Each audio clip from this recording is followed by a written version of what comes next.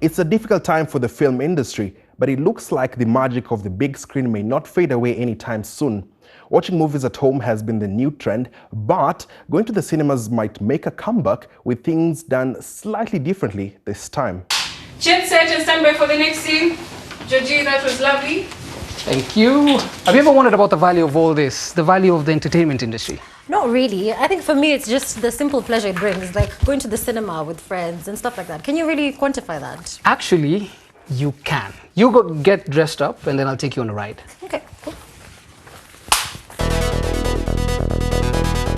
You know, actually, one of the easiest ways to quantify this entertainment industry as is what we see when we're at home, right? Subscription video on demand.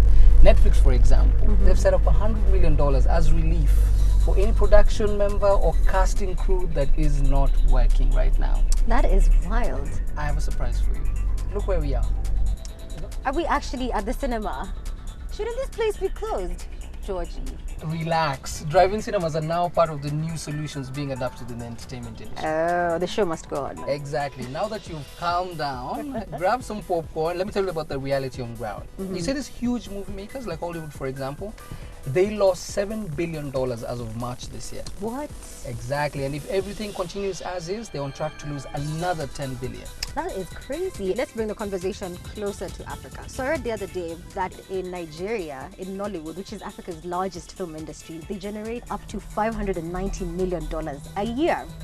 But since March, since cinemas closed, they lost almost $8 million just because of that. And then there's people who are affected anytime a single movie is made and they can't make money, like movie stylists. Right. They make anything up to $60,000 to $70,000 just to make sure that these movie stars look so good. So you imagine the dilemma around the world.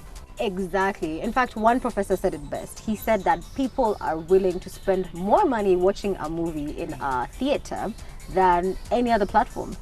But the interesting thing is that in Africa, people just don't spend as much money on filmmaking. That's the thing you had said about Nollywood. So Nigerian filmmakers spend anything between $25,000 to $70,000. But we have the other side in Uganda. You know Wakaliwood? Yeah, of course. Yeah, who use the green screen, right? So do you know how much it costs to make one of their most watched movies? Surprise me.